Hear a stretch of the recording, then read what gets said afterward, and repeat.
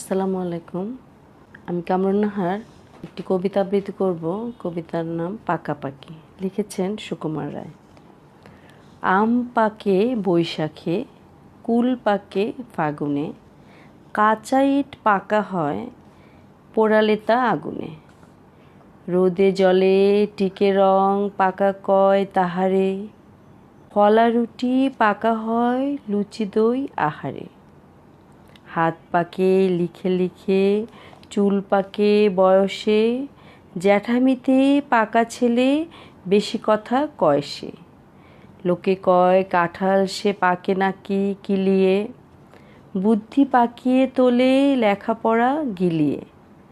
কান পাকে ফোড়া পাকে পেকে করে টনটন, কথা যার পাকা নয় কাজে তার ঠনঠন।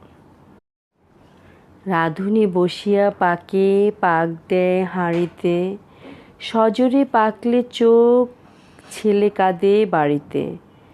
পাকায়ে পাকায়ে দড়ি টান হয়ে থাকে সে, দুহাতে পাকলে গোঁফ তবু নাকি পাকে সে।